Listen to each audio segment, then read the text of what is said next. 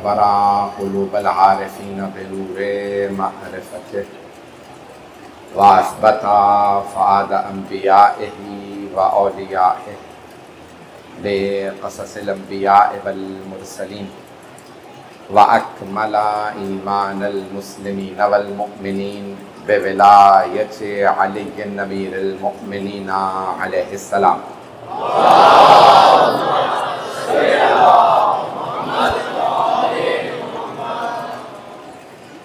والصلاة والسلام والتحية والإكرام على أفضل الموجودات العبد المؤيد والرسول المسدد المصطفى الأمجد المحمود الأحمد أعني أبا القاسم محمد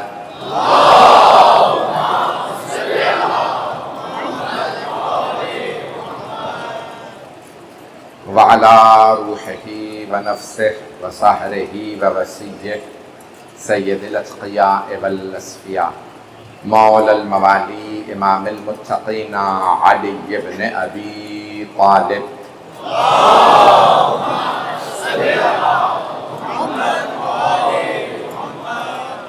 وعلى أوصيائه لا سيما بقية الله في الأرضين روحي وأرواح العالمين لتراب مقدمه الفداء واللعنة الدائمة على أعدائهم أجمعين من الآن إلى قيام يوم الدين.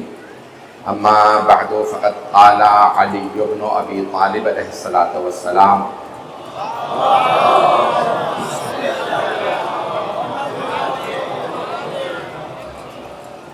إياك والمسمات في عظمة الله والتشبه به في جبروته صلوات على محمد وعلى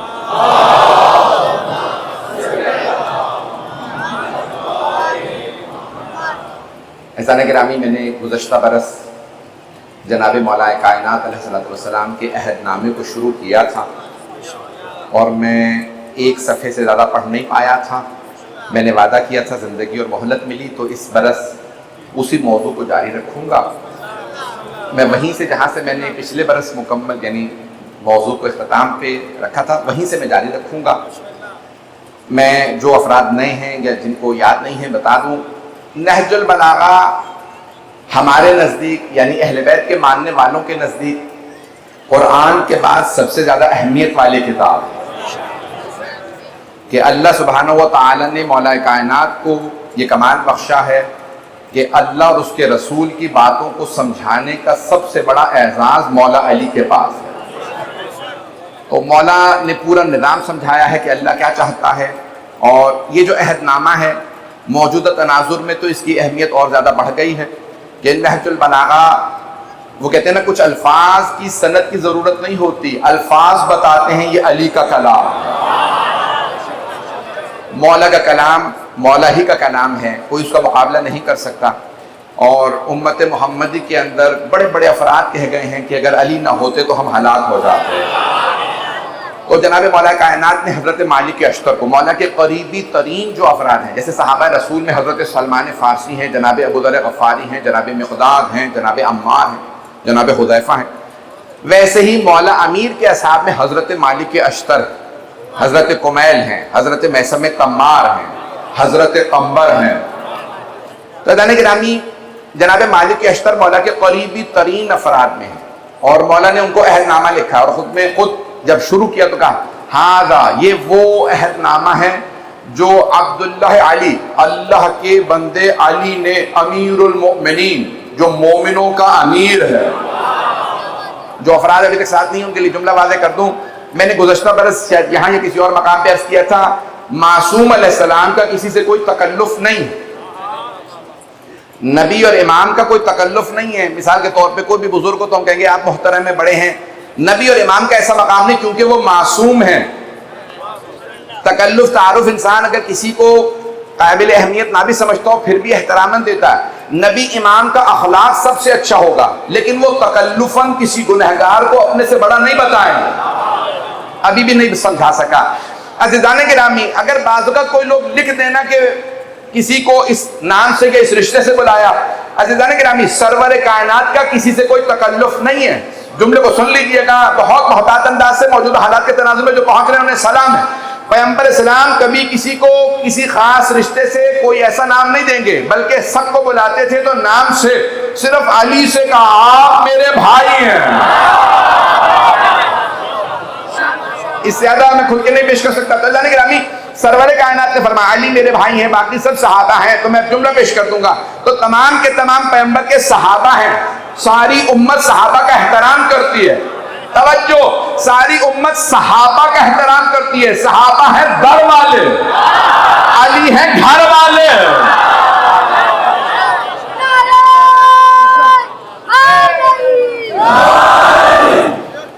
مقام و عظمت جناب مولا کائنات کچھ اور ہے. تو مولا امیر علیہ السلام جو سمجھائیں گے ان جملوں کو, تو جناب سرور کائنات اللہ کے اور رسول خدا کے کلام کو سمجھنے کے لیے ہمیں مولا علی کی ضرورت ہے.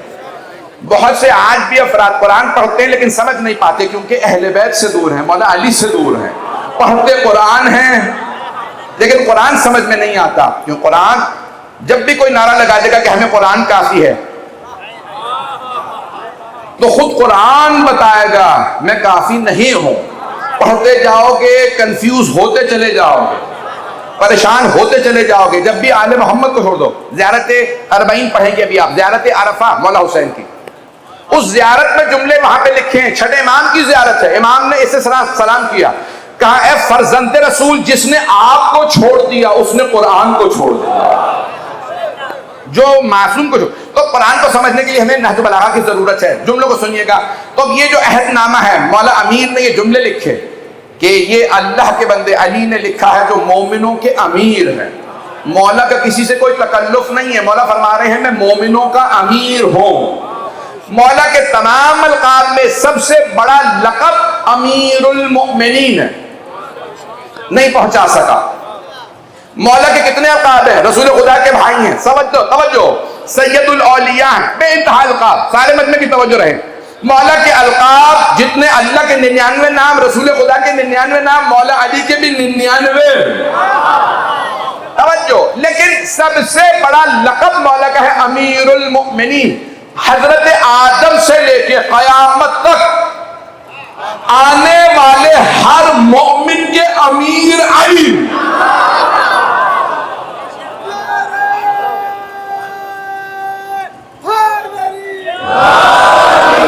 جملوں پہ اسی محبت کے ساتھ سنیے گا. سخت ترین جملے پڑھنے والا ہوں. موجودہ بین الاقوامی جنگوں کی صورتحال, ظالموں کی صورتحال کو مد نظر رکھیے گا. مولا علی کے فرمان کو سنیے گا. میں پورا آپ کی خدمت میں جو مطالب پیش کر رہا ہوں بھرپور انداز سے کوشش کر رہا ہوں.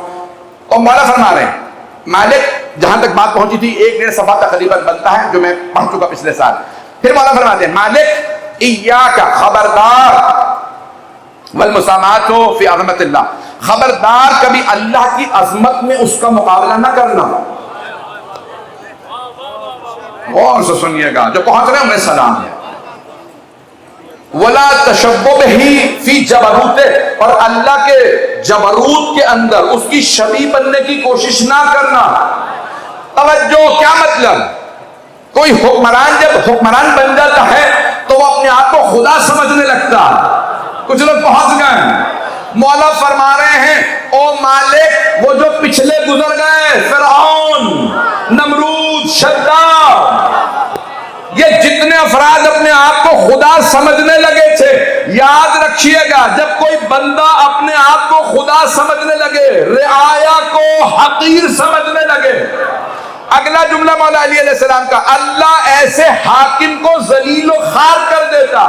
اگر کوئی ذلیل و خوار ہو جائے تو سمجھ لو اللہ سے لڑ رہا تھا. کچھ لوگ پہنچ رہے ہیں. میرا موضوع یہی رہے گا, میرا موضوع یہی رہے گا. مجھے نہیں معلوم مجمع میرا ساتھ دے گا یا نہیں دے گا. عزیزان گرامی, مولا فرما رہے ہیں مالک, یہ حضرت مالک اشتر قریبی ترین آدمی ہے. مولا جانتے ہیں جو جناب مالک اشتر کا مقام ہے کہ جو میں کروں گا, میرا مالک, میرا یہ ایسا غلام ہے مالک اشتر کہ جو میں چاہوں گا مالک وہی کرے گا. کسی حالات میں بھی مالک وہ فیصلہ لیں گے جو علی علیہ السلام کا فیصلہ ہوگا. حضرات گرامی, ہر شیعہ کو یہ قسمت حاصل نہیں ہے آج بڑے بڑے علماء متحیر و پریشان ہوتے ہیں کن حالات میں کیا فیصلہ کروں، اور جسے مولا فرما دے مالک وہ فیصلہ کریں گے۔ میں واقعات نہیں پڑھ سکتا ہوں، میرے اشاروں پہ پہنچ جائیے گا، حالات پاکستان کے جیسے ہیں۔ عزیزان گرامی، مولا فرما رہے مالک وہ فیصلہ کریں گے جو میں فیصلہ کروں گا۔ جنگ صفین کے اختتام پہ جناب مالک کسی کو گرفتار کر رہے تھے، نام نہ کہلائیے گا۔ جب کسی آدمی نے آگے کہا مالک، مولا کہتے ہیں واپس آ جاؤ، کہا تمہاری بات نہیں مان سکتا کیونکہ میں خود مولا کو جانتا ہوں۔ مولا کبھی بھی کسی دشمن کو، اللہ اور اللہ کے رسول کے دشمن کو آزاد نہیں جانے دیں گے۔ میرا جملہ پہنچا؟ تو جناب مالک کے اختر باہر کھڑے خیمے کے گرفتار کرنے کے لیے حاکم شام کو، اتنے میں دوسرا آدمی آتا ہے، مالک، مولا کہتے ہیں واپس آؤ۔ اب جناب مالک نے، قرآن کی آیت ہے، اس آیت کو غور سے سن لیجئے گا، پورے پاکستان کے، پوری دنیا کے تمام یہ آیت مولا کے فرمان دونوں کو ساتھ رکھیے گا۔ یا ایھا الذین آمنوا اذا جاءکم فاسق بنبأ فتبینوا، اے ایمان والو اگر کبھی کوئی فاسق عادل کے مقابلے میں فاسق کوئی خبر لے آئے تو تحقیق کر لیا کرو۔ فاسق کی بات کو نہ ماننا، تحقیق کیے بغیر۔ توجہ، ابو العلا مودودی، علامہ مولانا سید ابو العلا مودودی، جماعت اسلامی کے بانی، نام سن رکھا؟ جماعت اسلامی کے بانی، پاکستان ہندوستان کی جماعت اسلامی کے بانی سید ابو العلا مودودی، ان کی تفسیر کا نام ہے تفہیم القرآن۔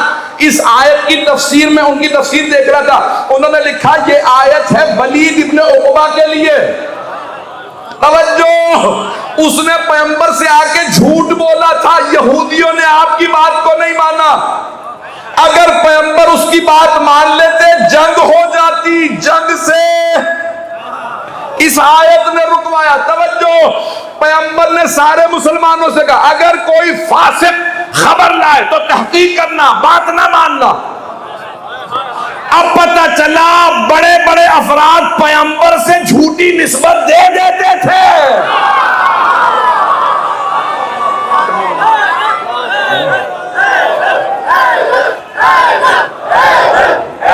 توجہ، میرے جملے پہنچ رہے جانے گرامی؟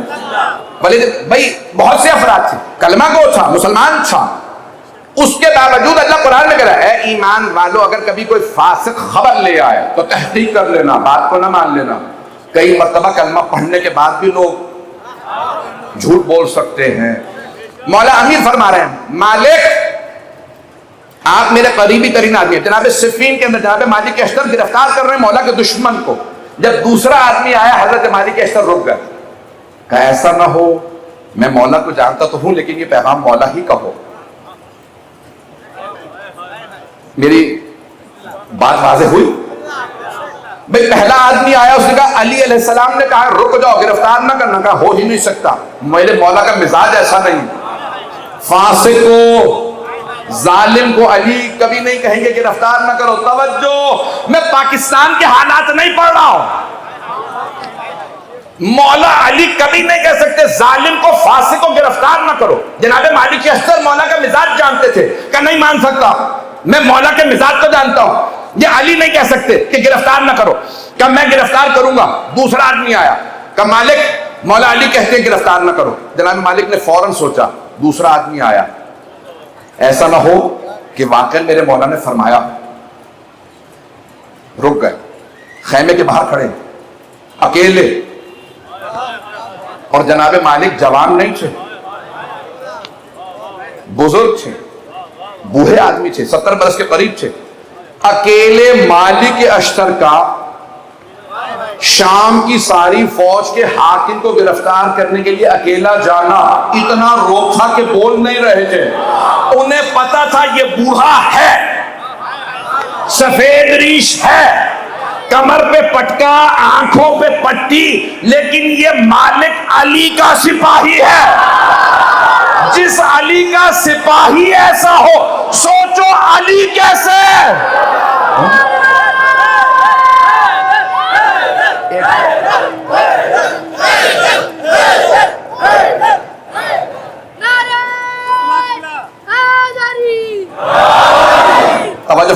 عزیزان کرام، حضرت مالک اشتر نے فوراً الفاظ کہے، میرے مولا سے اتنی عرض کر دو میں اس خیمے کے باہر کھڑا ہوں، نام لیے بغیر، فلاں کے خیمے کے باہر کھڑا ہوں، ان قریب گرفتار کر کے ہاتھوں پاؤں میں رسیاں باندھ کے گھسیٹتا ہوا علی کے قدموں میں رکھ دیا۔ نام سب کے ذہنوں میں ہے کہ میں گرفتار کر کے رسیاں باندھ کے علی علیہ السلام کے مولا کے قدموں میں پھینکوں گا۔ اتنے میں تیسرا آدمی آ گیا، مالک، مولا کہہ رہے ہیں کب واپس آؤ؟ جناب مالک کے آنسو بہنے لگے، اس کا مطلب ہے مولا ہی نے بلایا۔ ہاتھ میں تلوار تھی، گھٹنے پہ ماری، توڑ دی، اپنی تلوار اٹھاؤ۔ کیوں؟ میرے مولا نے روک دیا۔ جیسے ہی شام والے نے سنا کہ مالک اشتر واپس جا رہے ہیں، کہ پتھر مارو، تیر مارو، جو کچھ ہے مارو، کہ ابھی تو آپ بھاگ رہے تھے، رو رہے تھے، قرآن لاؤ، واسطے دو، قرآن کو مانتے تو قرآن کا واسطہ کیوں دے رہے ہو؟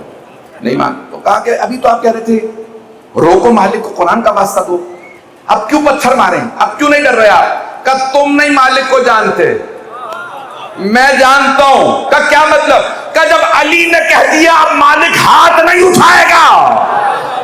میرے جملے پہنچے تھے جانے کے نام، یہ حضرت مالک اشتر کا مقام ہے۔ ہم ایسے ایسے افراد کے اپنے آپ کو قدموں کی خاک بھی نہیں سمجھتے جو آل محمد کے اتنے وفادار۔ میرے جملوں کو ضائع نہ ہونے دیجیے گا، میں بہت زیادہ وقت نہیں لوں گا۔ عزیزان گرامی، وہ حضرت مالک اشتر جب مصر جا رہے ہیں، حضرت محمد ابن ابی بکر رضی اللہ عنہ، حضرت محمد جن کو مولا امیر نے پالا تھا، انہیں گورنر بنا کے بھیجا، شام والے نے شہید کر دیا۔ کیسے شہید کیا تفصیل کا وقت نہیں، تو مولا نے ان کو گورنر بنا، مالک محمد کی جگہ پہ آپ جائیے، گورنر ہے۔ اور جب بھیجا تو جناب مالک اشتر سے یہ عہد نامہ کہا تھا، اس میں جملے کا ہے، خبردار کبھی بھی تشبہ بے اللہ سے، اللہ کی شبیہ بننے کی کوشش نہ کیجیے گا۔ جو لوگ پہنچ رہے ہیں انہیں سلام ہے، فی جبروتہ، اللہ کے ملک و ملکوت میں، اس کے جبر و جبروت کے اندر اللہ سے مقابلہ نہ کیجیے۔ یہ مولا امیر حضرت مالک سے نہیں فرما رہا ہے۔ اگر کوئی چوتھا خلیفہ بھی مانتا ہے تو او حکمرانوں، او عالم اسلام کے 57 ممالک کے بادشاہوں، او صدروں، صدور، وزراء اعظم، سب سن لو، مولا امیر کا فرمان ہے، خبردار اللہ کی شبیہ نہ بننا۔ کوئی اللہ کی شبیہ نہیں ہوتا۔ وہ فرعون جو مقابلہ کرتا تھا، اللہ نے اسے ذلیل و خوار کر دیا۔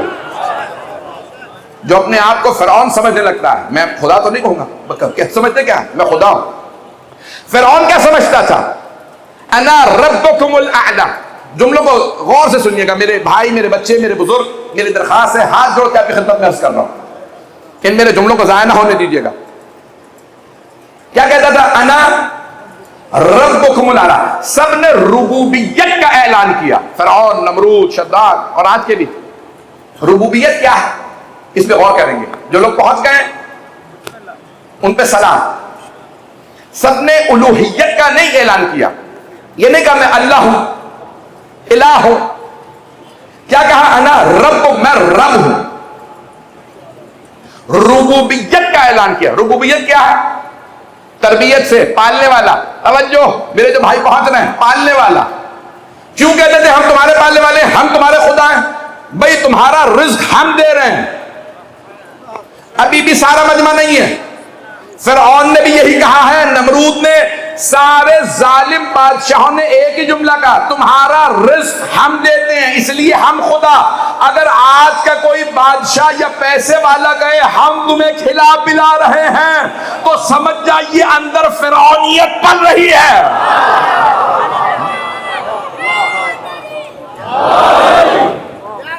اور فرما رہے ہیں کوئی بھی میرے جو بھائی، میرے بچے جو پہنچ رہے ہیں ان کو سلام۔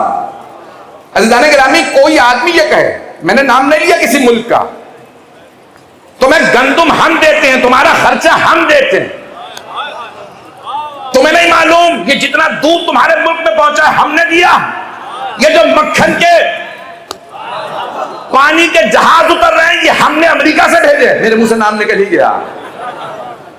عزیزان گرامی، جہاں دنیا کے اندر کوئی بھی حکمران کھانا کھلا کے احسان جتلائے، سمجھ لیجیے اپنے آپ کو خدا نہیں کہہ رہا، لیکن اندر فرعون پل رہا۔ میرے جملے پہنچ رہے ہیں؟ یہ فرعونیت کی علامت ہے۔ کوئی حکمران اگر کہے میں نے تمہارا رزق دیا، اللہ کہہ رہے ہیں انہیں نہیں معلوم، ہم رزق دیتے اور جن کے صدقے میں خدا رزق دیتا، آپ سلامت رہیں۔ میں نے تو نام بھی نہیں لیا ہے، ابھی پاکستان کے حالات مجھے معلوم ہے۔ اچھا جانے گرامی، جن کے صدقے میں رزق مل رہا ہے، خدا کی قسم حدیث نبوی ہے کہ اگر میرے وسیع اور میرے جانشین اس زمین پہ نہ ہو تو زمین پھٹ جائے، نگلے رہنے والوں کو۔ اگر تمہیں کچھ کھانے کو مل رہا ہے تو کوئی ایک ہے نا خیبر میں جس کے صدقے میں کھا رہے ہو، اور جس کا کھاتے ہو اسی پہ غور آتے ہو۔ پتہ نہیں میرے جملے یہ پہنچ رہے ہیں کہ نہیں۔ عزیزان گرامی، جہاں مولانا میر فرما رہے ہیں، لفظ جو مولانا نے استعمال کیا کہ جو بھی اپنے اندر تکبر محسوس کرے، حکمران اور رعایا پہ اپنے آپ کو حاکم سمجھنے لگے کہ میں خدا ہوں تمہارا، تو مولا فرماتے ہیں یاد رکھنا اللہ اسے ذلیل و خوار کرتا ہے، اور جسے اللہ ذلیل کرے وَتُعِزُّ مَن تَشَاءُ وَتُذِلُّ مَن تَشَاءُ، پروردگارہ تو جسے چاہے عزت دے، تو جسے چاہے ذلیل کرے۔ بہت سے افراد پیبند لگا کرتا پہنتے ہیں، کچھ لوگ پہنچ رہے ہیں اپنے نالین کو خود ہی گانٹتے رہتے ہیں، ابا میں جگہ جگہ توجہ، جگہ جگہ پیوند ہوتے ہیں، بوریا نشین ہوتے ہیں، جو کی روٹی کھاتے ہیں، زمین پہ پھٹے ہوئے لباس میں بیٹھتے ہیں، لیکن کائنات کا نظام اللہ ان کے ہاتھ میں دیتا۔ اللہ کہتا ہے یہی امیر ہے، بہت سے پیسہ کما لیتے ہیں، غنی بن جاتے ہیں، پھر بھی ذلیل رکھا۔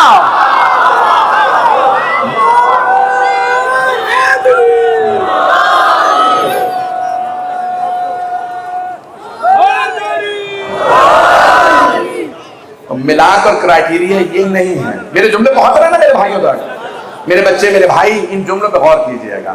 اعلان گرامی، مولا کا ایک جملہ سونے کے پانی سے لکھ کے پڑھیں، وضو کر کے آنکھوں سے چوم کے مس کر کے پڑھیں۔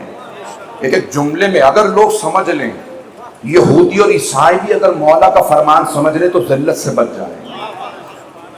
پوری دنیا کا امیر ترین دین و مذہب یہودیت، 1,60,00,000 یہودی ہیں، 62 لاکھ یہودی دنیا میں۔ اتنی دولت ہے کہ بڑے بڑے ملکوں کی پورا کا پورا میڈیا وہ کنٹرول کرتے ہیں، حکمرانوں کو وہ چلاتے ہیں۔ توجہ، بڑی بڑی فیکٹریاں ان کی، بڑے بڑے چین سٹورز ان کے، سارا کچھ ان کا، لیکن پوری دنیا گالیاں بک رہی ہے۔ خدا کی قسم ممبر پہ ہوں، مبالغہ نہیں کر رہا، کچھ الفاظ بیان بھی نہیں کر سکتا، ایسے ممبر کے خلاف ہیں۔ پوری دنیا انہیں گالیاں، کیوں؟ مولا فرما رہے ہیں دولت آنے پہ فرعون نہ بننا، اللہ ذلیل کر دے گا۔ بڑے بڑے ذلیل ہو گئے۔ وہ نمرود کہاں گیا؟ اللہ نے، میں جملہ کہوں گا، ابھی وقت ہے میرے پاس، جیسے آج آپ نے یہاں کے بچوں کو شاید اس طرح سے مجھے نہیں معلوم، اندازہ ہے یا نہیں، نیو یارک امریکہ کا ایک بہت بڑا شہر ہے، نام سن رکھا ہے؟ لندن، یہ دنیا کے گناہوں کے مرکز ہے، ہر برائی ہر گناہ پایا جاتا ہے۔ انگریزی میں لفظ استعمال ہوتا ہے سن سٹی، گناہوں کے شہر۔ یہ ہم نے نہیں نام رکھا، آپ کہیں گے علی رضا علی لندن چلا گیا تو وہاں پہ بھی سب کو القاب دے دیے، نہیں، میرا نہیں، خود انہوں نے کہا، وہ خود کہتے ہیں گناہوں کا اڈا، گناہوں کا مرکز، خود کہتے ہیں۔ ایک شہر گزرا ہے تاریخ میں، نام ہے بابل، قرآن میں بھی لفظ آیا، بابل ہاروت و ماروت، 2 فرشتے نازل ہوئے، جادو۔ پاکستان میں تو جادو نہیں ہوتا ہوگا، مسلمان ہے سب، کیوں جادو میں جائیں گے؟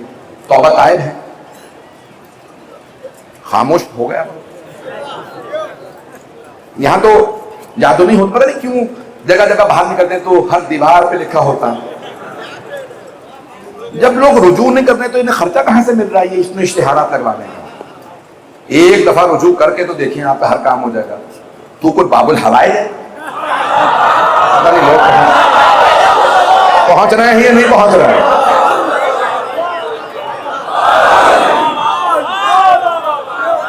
باب الحوائج کے ماننے والے جادوگروں کے پاس جائیں گے؟ پتہ نہیں لوگ ہیں یا نہیں ہیں؟ میرے جملے سخت برا نہ منائیے گا.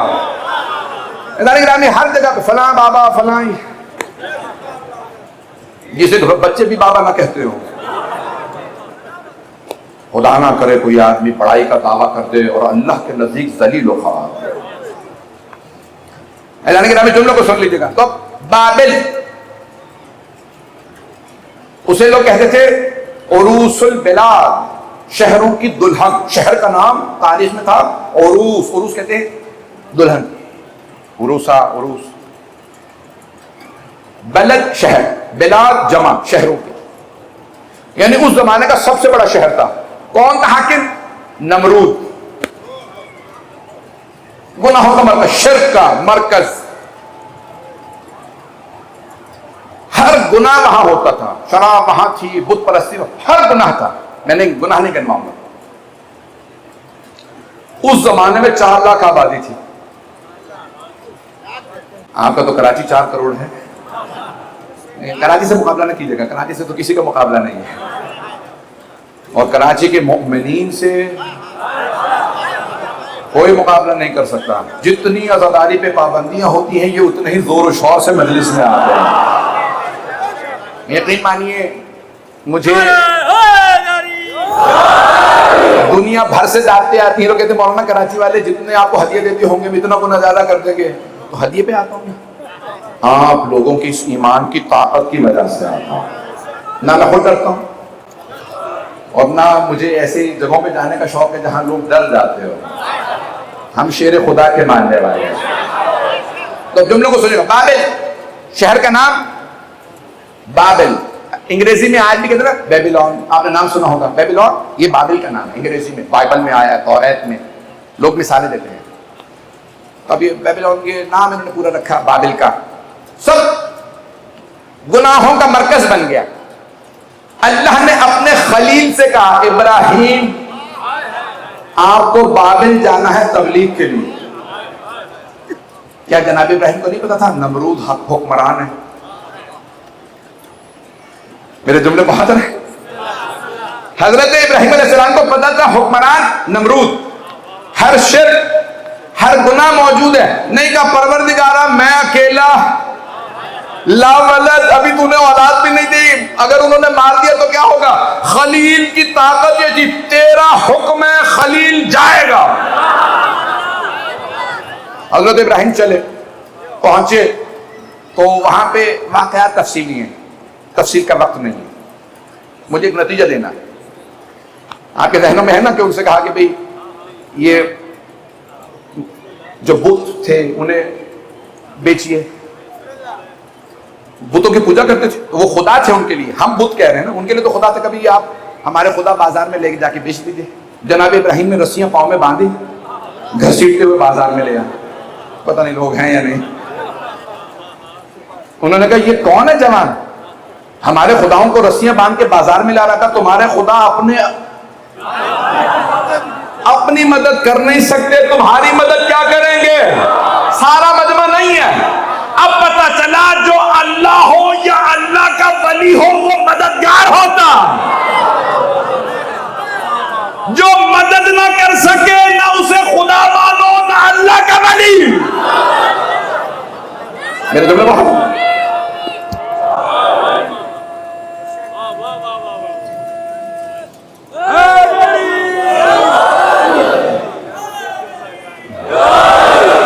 میں تفصیل میں نہیں جا رہا ہوں، اشاروں میں آگے بڑھ رہا ہوں. تفصیل ہے بہت زیادہ. کون ہے یہ لڑکا؟ جناب ابراہیم جانتے ہوئے یہ انہیں خدا مانتے ہیں. نمرود تک بات پہنچ گئی. ایک نوجوان ہے، ذہن میں ہے نا آپ کے قرآن کا یہ واقعہ کہ سب نے کہا ہم تفریح کے لیے جا رہے ہیں، چلو گے؟ کہا انی انا سقیم، میں بیمار ہوں. بیمار نہیں تھے، نیت تھی پیچھے بتوں کو توڑ دوں گا. اب پتہ چلا تقیہ قرآن سے ثابت ہے. پتہ نہیں لوگ پہنچ رہے نہیں پہنچ رہے. نا قرآن کی آیت ہے میں بیمار ہوں آج نہیں جاؤں گا. پیچھے سارے بت توڑ دی. بتوں کو توڑنے کے بعد کیا, ایک بت کے کاندھے پہ وہ کلہاڑی رکھ دی جس سے سارے بتوں کو توڑا. وہ واپس آ کر من فعل ھذا بآلہۃ, ہمارے خداؤں کے ساتھ یہ سب کس نے کیا؟ فتن, کیا لفظ آیا قرآن کریم میں؟ فتح. ایک جوان ہے یقال لہ ابراہیم, اسے ابراہیم کہا جاتا. توجہ, اللہ قرآن کریم میں کہہ رہا کہ بابل کے لوگوں نے کہا ایک جوان ہے, جوان ہے فتح. توجہ, جناب جبرائیل نے کہا تھا لا فتح الا علی. اب پتہ چلا بتوں کو توڑنے کے لیے بھی کسی جوان مرد کی ضرورت ہے.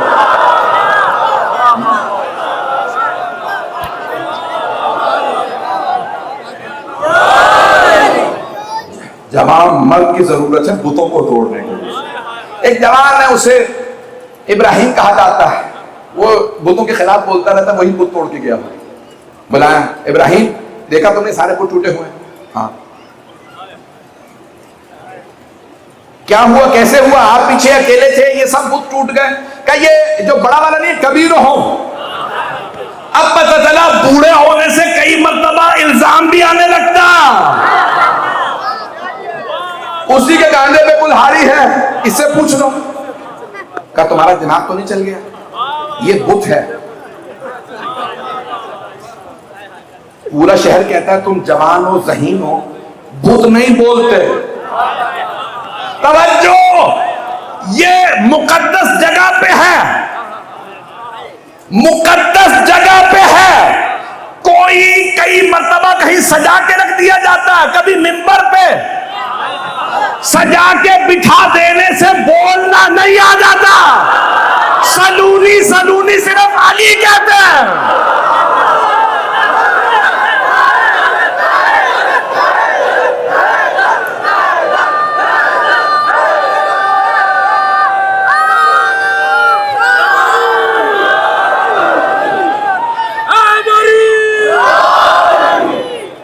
توجہ فرما رہے ہیں.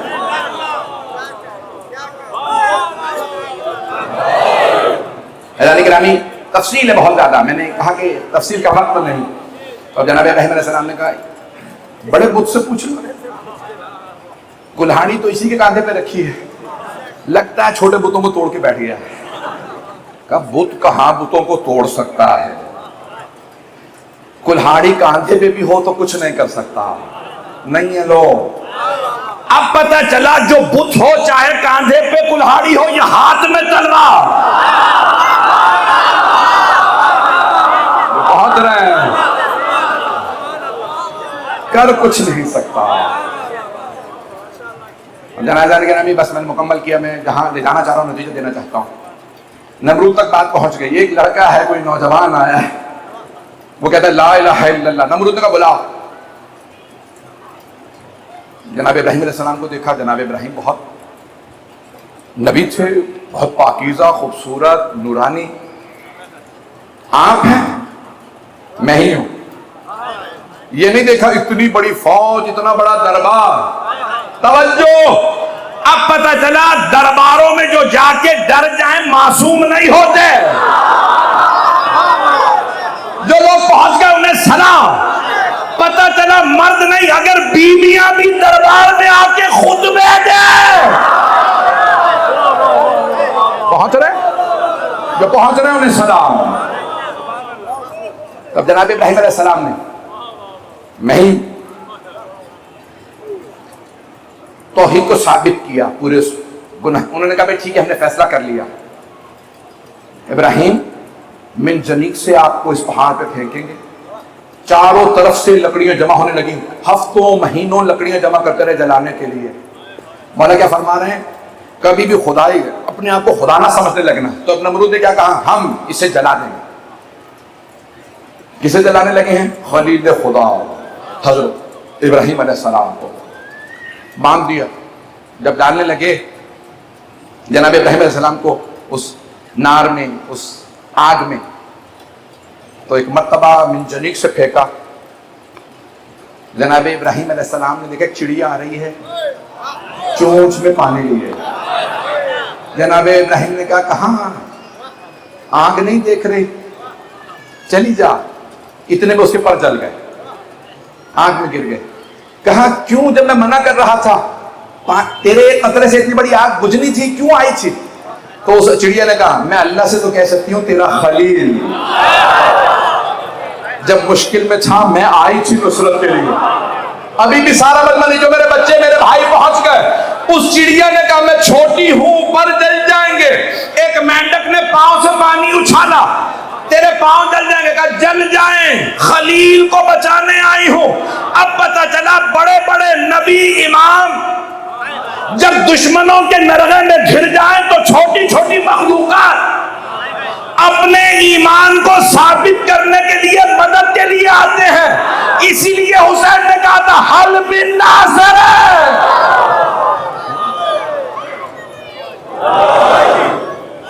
کوئی اپنے آپ کو بوڑھا نہ سمجھے, کوئی حر اپنے آپ کو گنہگار نہ سمجھے. پتہ نہیں میرے جملے پہنچ رہے ہیں کہ نہیں پہنچ. کوئی اپنے آپ کو حقیر نہ سمجھے. جب حسین سے مل جاؤ کہ سمندر بن جاؤ. تفسیر کا وقت میں کیا کیا اس نمرود نے, میں جینے نہیں دوں گا, میں مار دوں گا, میں قتل کر دوں گا. جب بچ گئے تو کہا جی کہ گرفتار کر لیں. پھر لے آیا دوبارہ, کہاں؟ قلعے میں. ابراہیم اب باز آ جاؤ گے, تم نے دیکھ لیا نا میں مار سکتا ہوں. کہا میں نے یہ دیکھ لیا کہ وہ بچا سکتا. وقت ہے ابھی, وہ بچا سکتا ہے. اچھا آخری خلاصہ سن لیجیے, جو میں نے نتیجہ دینا تھا بس اسی پہ آ جائے. میں سارا فیصلہ کر کے نہیں آتا, سب پڑھوں گا. تو اب جناب ابراہیم نے کہا پروردگارا, کہ جواب مانگ رہا.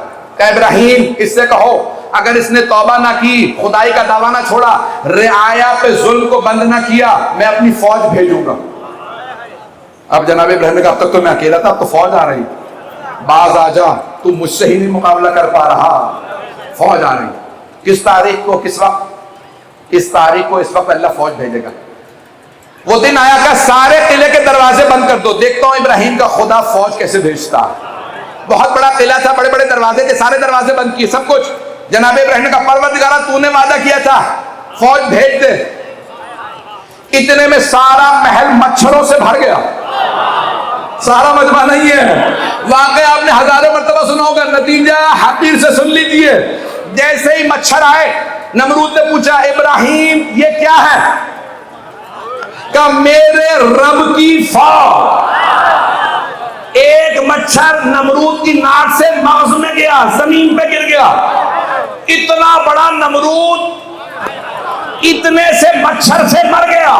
توجہ, اتنا بڑا ابرہا اتنے بڑے بڑے ہاتھیوں کو لے کے آیا. چھوٹی چھوٹی ابابیلیں, چھوٹی چھوٹی کنکریاں لے کے آئیں. ابرہا کا لشکر بھوسا بن گیا. توجہ, اتنا بڑا فرعون دریائے نیل کی ایک موج نے چہرے پہ تماچا مارا, ڈوب کے مر گیا. اتنا بڑا ابو جہل,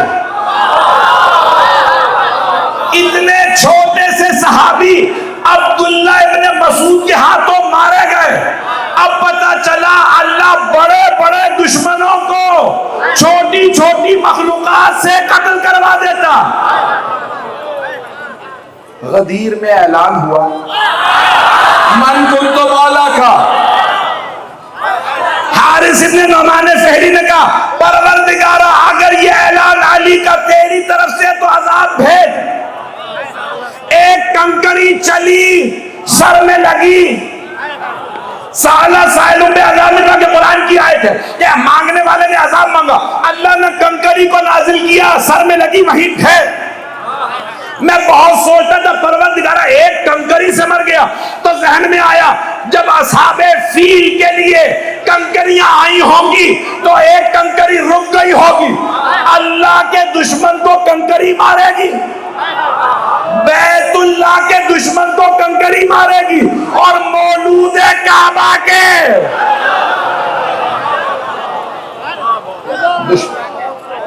دشمن کو کنکری ہی مارے گی. شاید یہ کنکریاں جو ہم مارتے ہیں 3 شیطانوں کو، حج میں اسی کی نشانی ہے۔ عزیزان گرامی، پہلی مجلس ہے، مجھے اس کے بعد اور بھی جگہ پڑھنا ہے۔ مولا امیر فرما رہے ہیں، ماں دیکھ حکمران بننے کے بعد کبھی تکبر میں مبتلا نہ ہونا، یہ تکبر ذلت کا سبب بنتا ہے۔ ہر عروج کو زوال نہیں ہے، ہر متکبر کو زوال ہے۔ جب کوئی آدمی بہت زیادہ غرور میں آ جائے نا تو وہ یہ نہیں دیکھتا سامنے حسین ابن علی ہے، وہ اتنا مغرور ہو جاتا ہے، اتنا بڑا فرعون بن جاتا ہے کہ وہ کہتا ہے حسین آپ میری بیعت کیجیے۔ میرے جملے پہنچ رہے ہیں؟ محرم جب بھی شروع ہوتا ہے نا تو پہلی مجلس میں پوری دنیا میں رسم ہے کہ مدینے کے گورنر، ذہنوں میں آگے مروان ابن حکم، ولید ابن عقبہ، جن دونوں نے یزید کے خلیفہ بننے پہ امام حسین کو پیغام بھیجا، گورنر ہاؤس میں بلائے گا۔ ذہنوں میں آگے واقعہ جیسے ہی بلایا، پیغام لانے والا دروازے پہ آیا تھا، گورنر نے بلایا، حسین آپ کو گورنر صاحب نے بلایا۔ مولا جانتے ہیں نانا کا شہر ہے، یہاں جنگ مناسب نہیں، مقدس پاک شہر۔ جناب زینب ہر روز شام کے وقت مولا حسین کی زیارت کے لیے تشریف لایا کرتا، سب کے ذہنوں میں ہے۔ بی بی نے شرط رکھی تھی، بابا عبداللہ سے آپ نے میرا رشتہ کیا ہے، مجھے قبول ہے، لیکن بابا عبداللہ سے کہہ دیجیے گا میں ہر روز اپنے بھائی حسین کی زیارت کے لیے آؤں۔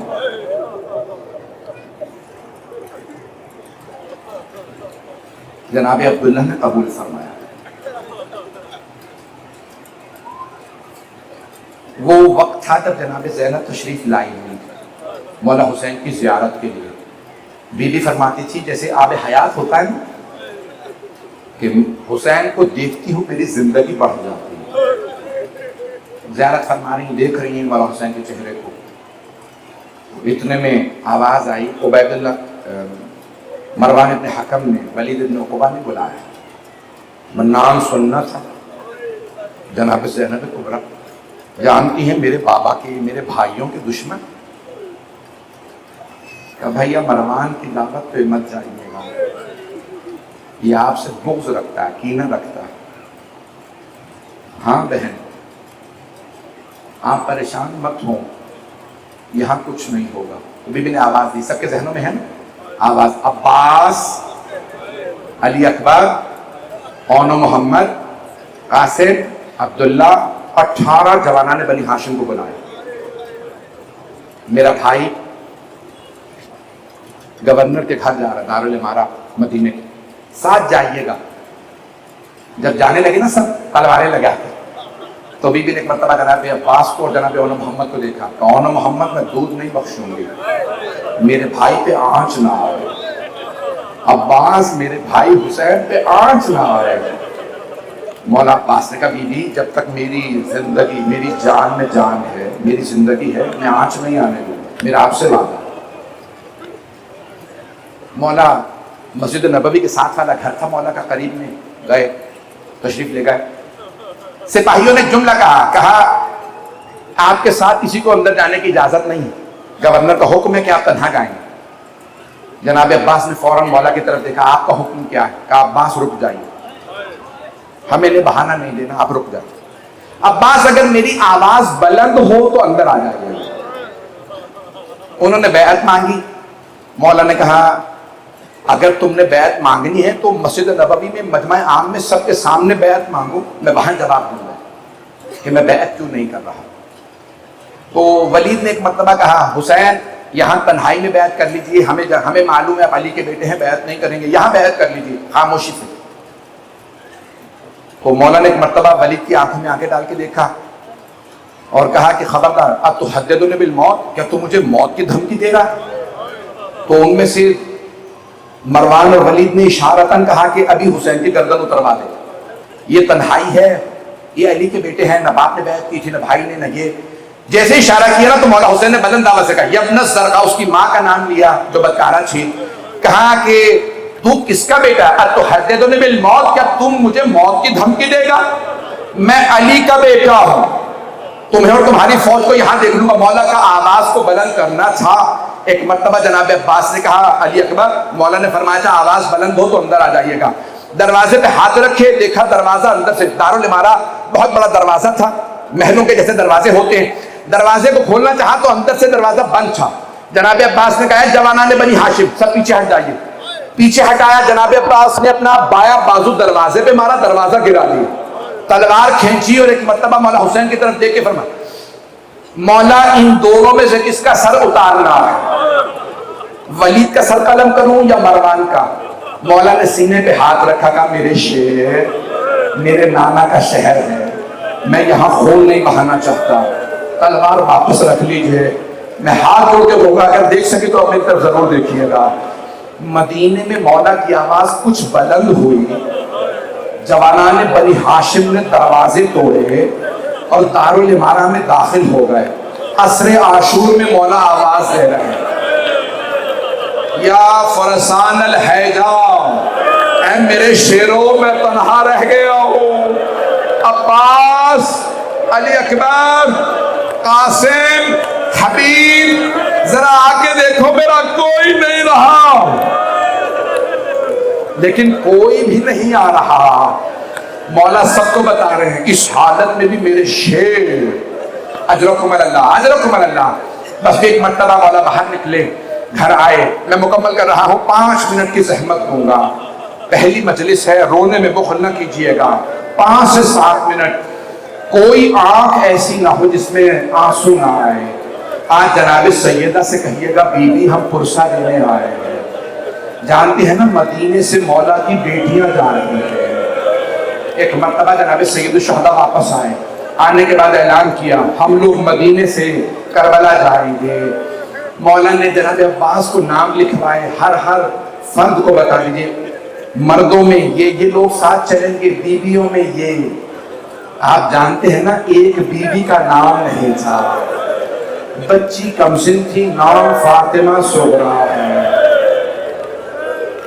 جناب عباس نے ہر فرد کو بتایا، علی اکبر آپ کا نام ہے، اے سید سجاد آپ کا نام ہے۔ ہاتھ جوڑ کے کہہ رہا ہوں، میں جانتا ہوں سب آنکھوں میں آنسو ہیں۔ مولا عباس نے سب کو بتانا شروع کیا، یہاں تک کہ ایک بیوی سے کہا علی اصغر کا نام بھی ہے۔ پھر ایک مرتبہ بیویوں کو بتانا شروع کیا، بی بی جناب زینب کی خدمت میں عرض کیا آپ کا نام ہے، جناب ام کلثوم سے عرض کی بی بی آپ کا بھی نام ہے، جناب رباب سے کہا آپ کا بھی، سب کو بتایا۔ ایک بچی نے خود سوال کیا، چچا فاطمہ کبریٰ کا نام ہے، سکینہ کا نام ہے، رقیہ کا نام ہے، میرا نام نہیں ہے؟ مولا عباس نے دوبارہ نام پڑھے، فرمایا بی بی آپ کا نام نہیں ہے۔ کہا چچا جان دوبارہ دیکھ لیجیے شاید میرا نام رہ گیا ہو۔ نہیں بی بی آپ کا نام نہیں ہے۔ ایک مرتبہ جناب فاطمہ صغریٰ ہیں، بابا جان چچا عباس کہتے ہیں سفر کرنے والوں کی فہرست میں میرا نام نہیں ہے۔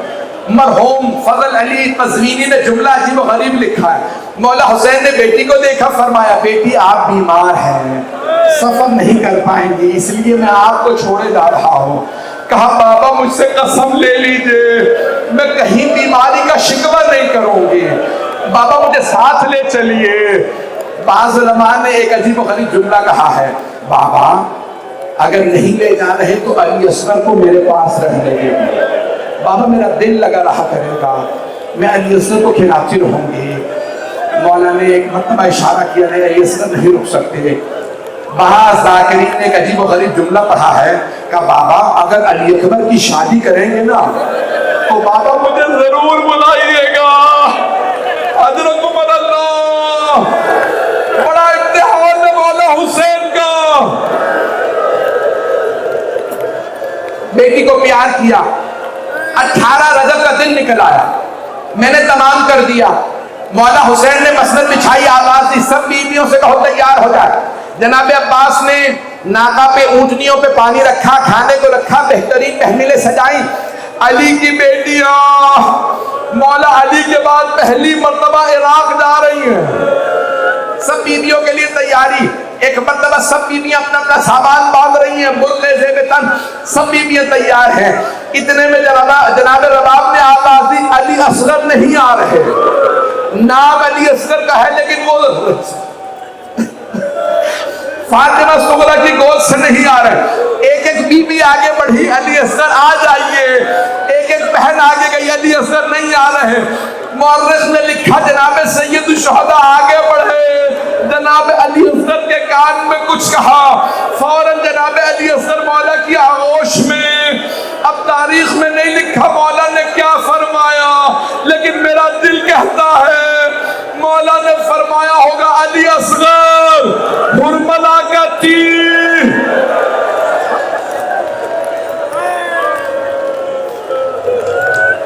अजरकुम अल्लाह। बस भाई मैंने तमाम कर दिया। आखिरी जुमले हाथ जोड़ के कह रहा हूं, मुझसे पढ़ा नहीं जा रहा।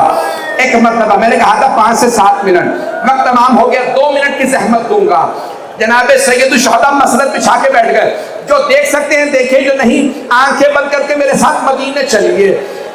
रावी है अब्दुल्लाह इब्न सलाम, वो कहता मैंने देखा मदीने वाले कैसे विदा करते हैं नवासा रसूल को, रसूल के महबूब हुसैन को कैसे विदा करते हैं। क्या मैंने देखा जनाब सैयद शुहदा मसनद बिछाए बैठे हैं। एक अंदर से बीबी आवाज देती है, कौन सी बीबी आ रही है?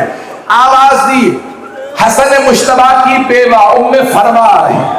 मौला हुसैन ने आवाज दी, आसिम माँ का बाजू पकड़िए, अब्दुल्ला घुटना जमीन पे रखिए, अली अकबर अम्मारी का पर्दा हटाइए। तवज्जो, अगर देख सके तो जरूर देखिएगा। इतने में किसी ने आवाज दी, लैला आ रही है कि अली अकबर माँ का बाजू पकड़े, आसिम घुटना जमीन पे रखे, अब्दुल्ला पर्दा हटाइए। एक एक बीबी आती गई।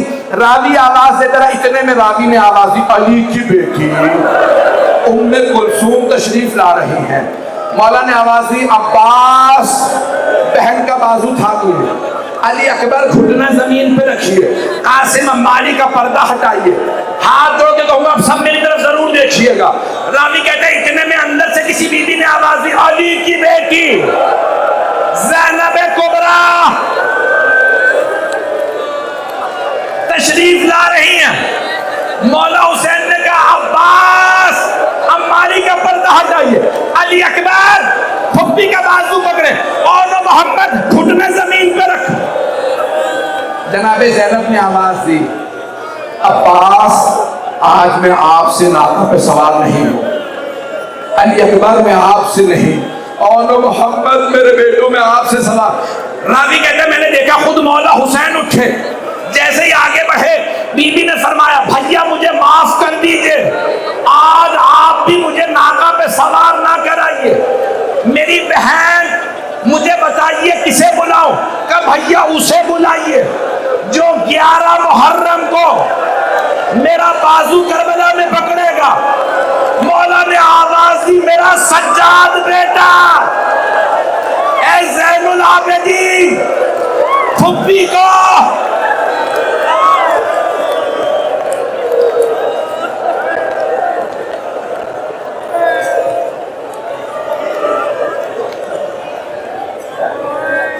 अला